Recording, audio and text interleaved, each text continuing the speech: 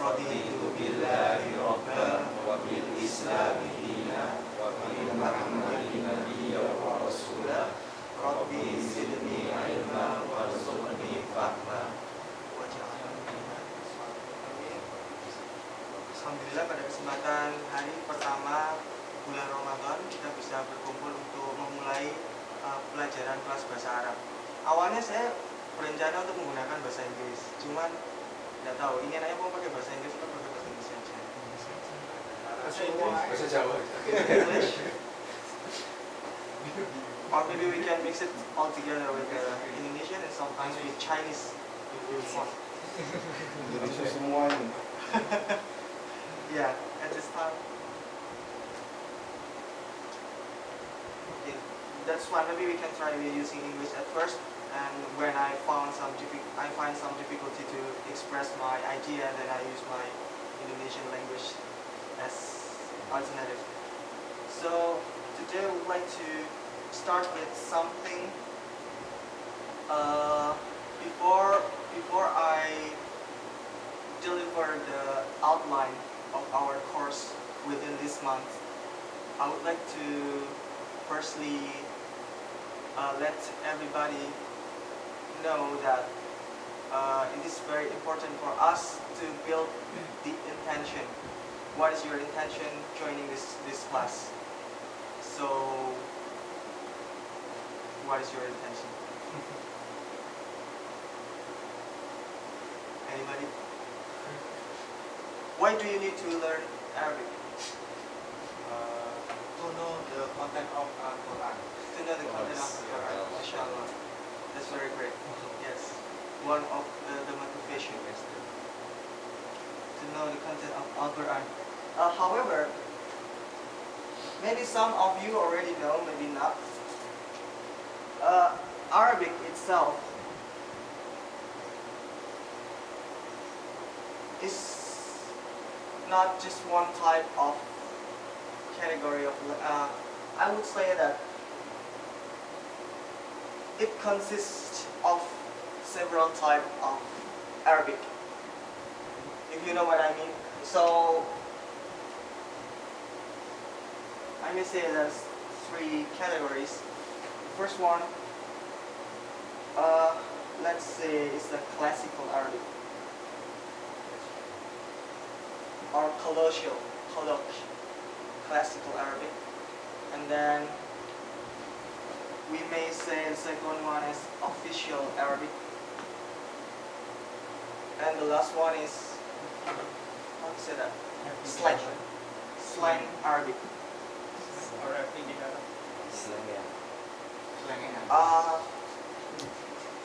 It's quite simple to differ between these three. If you meet someone, some Arabic friends on the street, and you speak, talking about your daily life, what is going on in your class, in your English class, or how is about your home, something like that. You go to the store, to the market for buying something. Most of the time, slang type was being used, or is being used. Okay. So just like when we talk about Indonesian language or English language, we will use some kind of very flexible type of expression to communicate with others. Okay? I know you know what I mean in this type of category. And the official, usually we use this kind of Arabic maybe during the class. The teacher speak about the materials to the student, or maybe the news anchor, speaking about the news, speaking about the information, and it should be usually in an official Arabic. And the classical is, I may say that maybe it's no longer exist in nowadays. No one used it, and the only one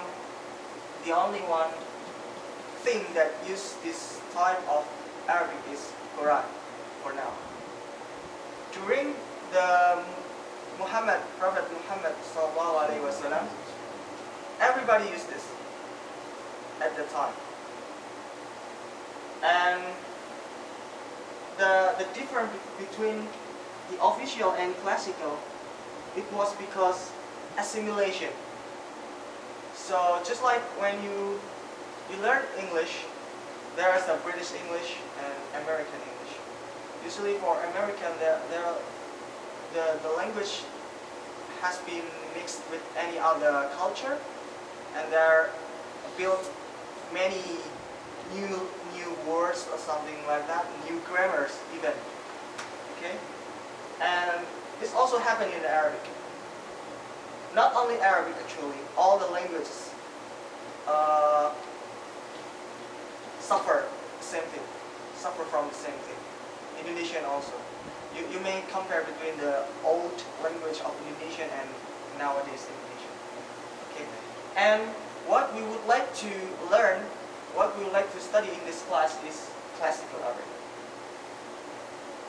the original Arabic. And in your opinion, if you learn something new, which one is easier for you to start with? Slang. Slang, really? Classic. Let's speak about Chinese. If you want to learn Chinese, which one is easier for you? Maybe official or classical, not even slang, because it's kind of, there is no fixed rules or formula to learn about that, isn't it? You need to really go to the real life and then get in touch with the society, and then you can get the information, the knowledge about that. So it depends actually. You may say that slang language is easier. There is no right or wrong in here. But somehow, because the classical is more, is a very structured and is still rooted, original. Everything is there, it's original. So it's easy to follow. Even maybe it's complicated because it has quite a lot of rules, but it's easy to follow because it's clear. The path is clear. It's different with the slang that there's no fixed rule about that. Okay, so I may say that as I was inspired by the Tino say, the motivation of us to learn Arabic is because we want to understand our book, Holy Book, Quran. So that's the motivation. Why do we need to learn Arabic because of the Quran? Why do we need to learn Quran then? Why? The guidance. Yes. Somehow, if you want to learn something, it is because you want to prepare for something, isn't it? And most of the time when we have a class or we are in school, we want to learn something because we have an exam. Simply said, isn't it? So, what is the exam if we learn Quran? And what is the achievement that you would like to have?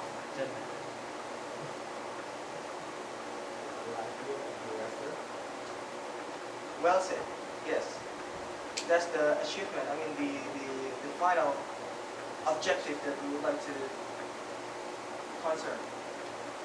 Yes, that exactly. So we have a Quran as a guidance, and then we need to take an exam because we want to prepare for the exam. And what we would like to have is the best after that as we can get. And in this case, of course, in the heathen. Okay, so when is the exam?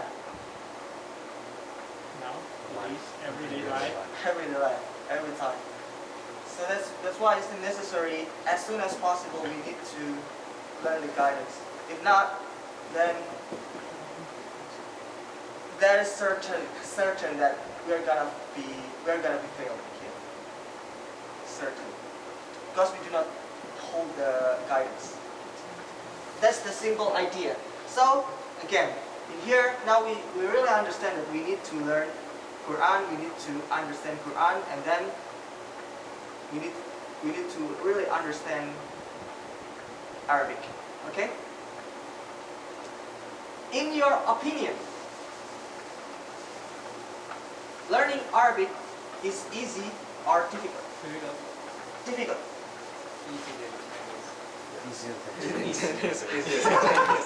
Easier than Chinese. How can you say that? How can you say that it's difficult? You haven't yet tried. Yep, as long as I know, it has found more variety for vocabulary for each subject.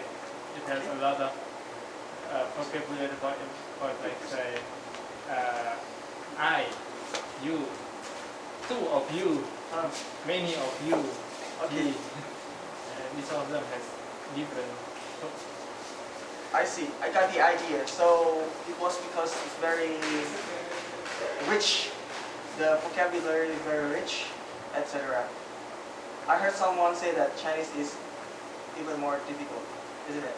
So between Chinese and Arabic, which one is difficult in your opinion? Chinese. One of them.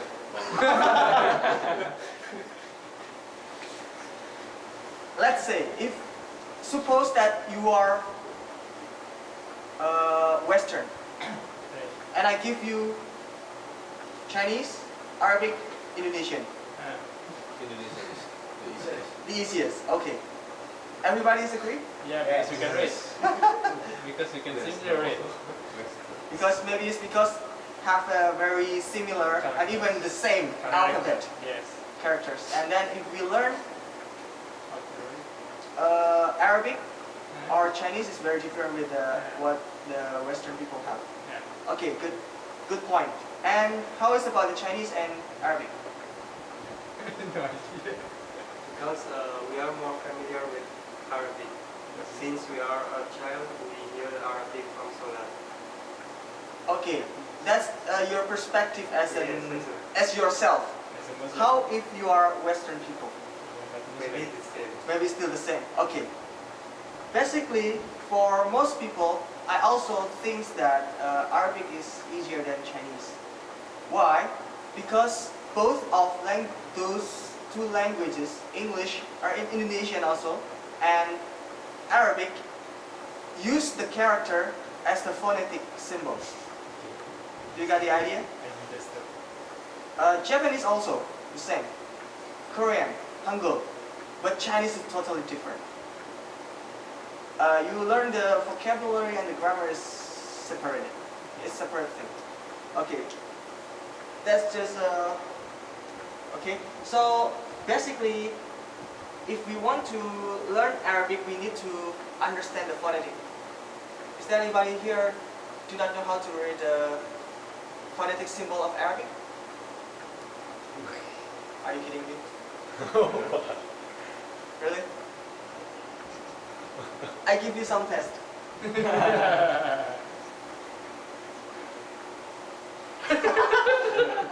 不要骗我啊 No, I just kidding. Okay? I just kidding.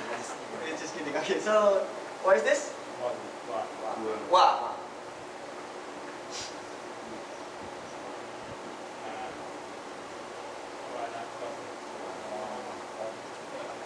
Please loudly. Walaqad.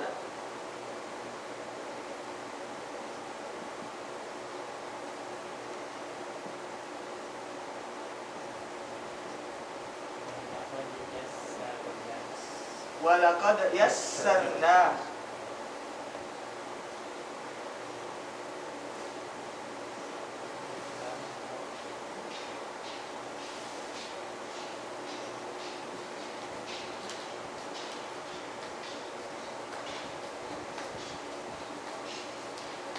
Walaqad yassarna Quran.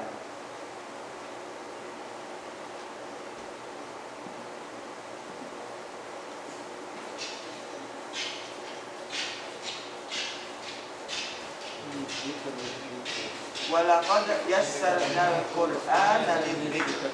Anybody knows what does it mean? Have you heard this before? Or maybe slightly heard that? You can find this part of ayah, this part of, what is it in English? First.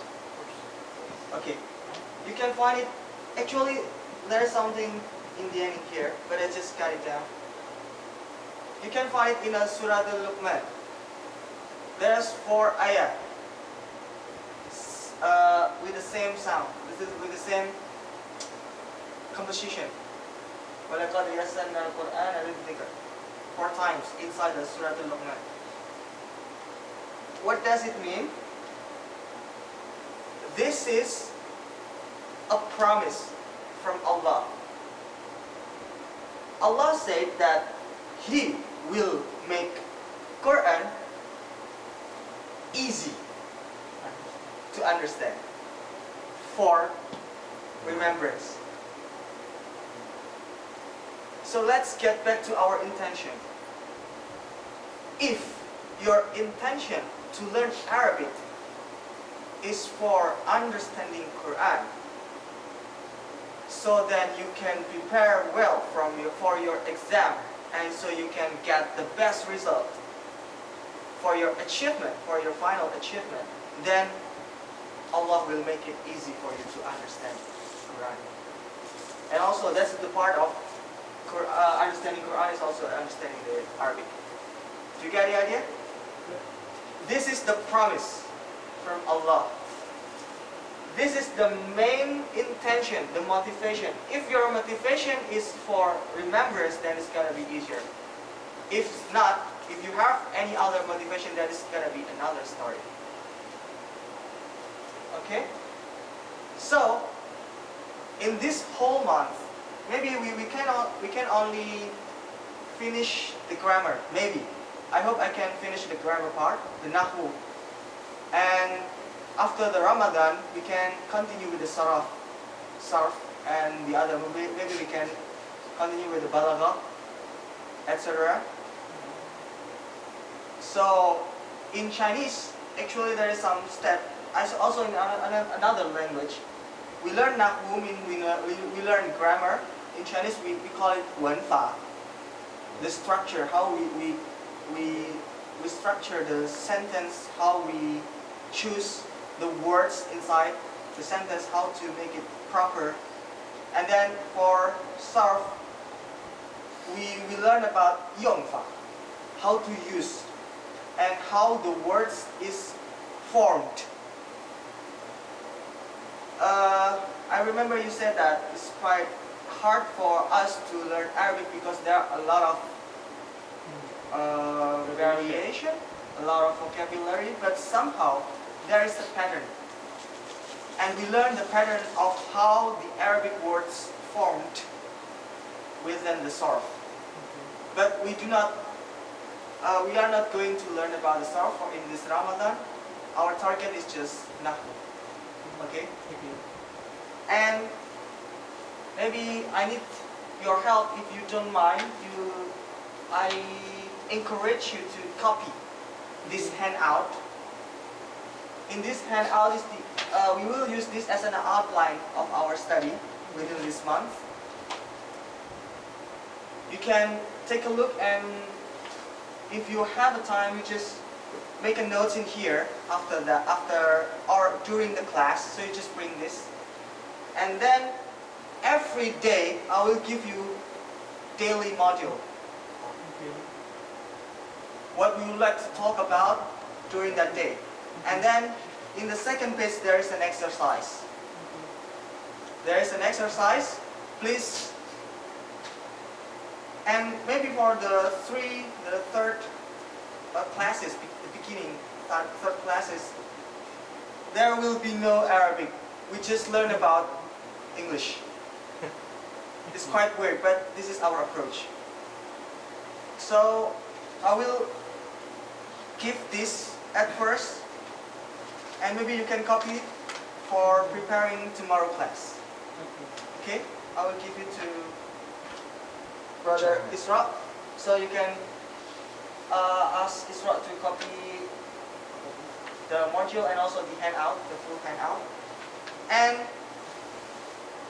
every day, let's say tomorrow I will give you this module.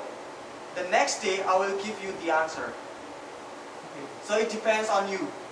If you do not work on the exercise, if you do not have the time, just want to wait for the answer sheet, that's fine, it's up to you. But it will be better for you to write down, to try the exercise, and then for the next day, you can compare your answer with the answer sheet.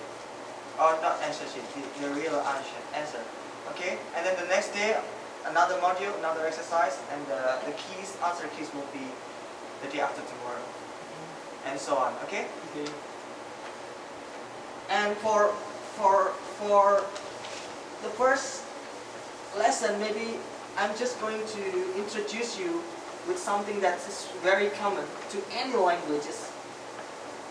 If we talk about words,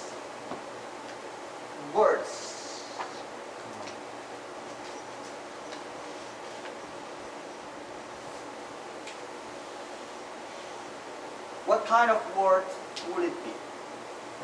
Verb. And then? Adjective. Okay. Subject? Adjective. Okay, I will write it down first. Any other? Adjective. Okay.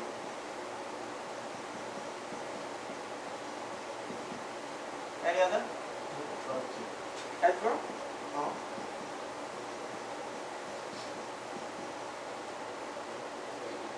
Noun.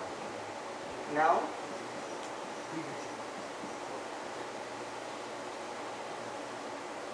Okay. Let's make starting here. There might be very... Okay. I don't know whether it's correct or not. Adjective, adverb. I may say that these tools are status rather than... Oh, no. Yes, there's. In Chinese and English, you may know, and also in Indonesian language, maybe we can find some verb, adverb, adjective, noun, but subject maybe not. I believe this is a status, just like subject, object, predicate, something like that, okay? And verb, okay. So, let me just give you the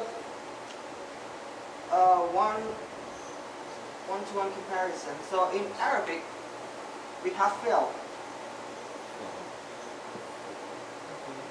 Fi'l, ism, and what's the other one? There's just three. Huruf. Harf. Harf. I'm not really sure. Is there any something parallel in any other language with harf? Huruf. Maybe we can say preposition. Maybe something like at, in, Yeah. from. Similar. Maybe. But somehow this is the three things in Arabic, three categories of words: fi'l, ism, harf. I will give you some simple definition. Start with fi'l. Fi'l is something that is bound with time.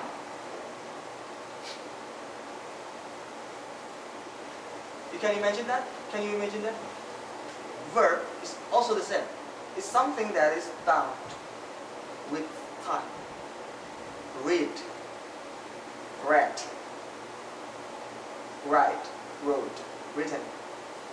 It's always something that's bound with the dimension of time. Okay?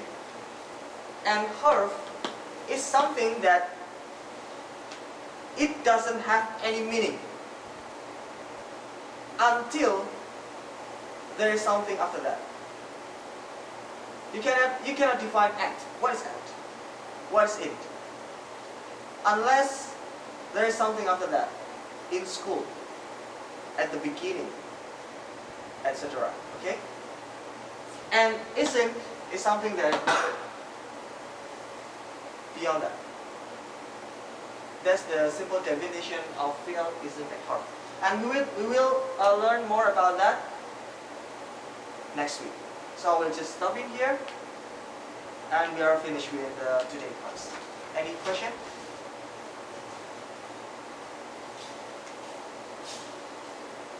If not, please, I will really encourage you to copy the module, the second day module for tomorrow, and also the whole set handout for you to check the outline of our Arabic course. Jazakumullah khairan katsir. Wabillahi taufiq wal hidayah. Wabillahi wal inayah. Wassalamualaikum warahmatullahi wabarakatuh. Waalaikumsalam.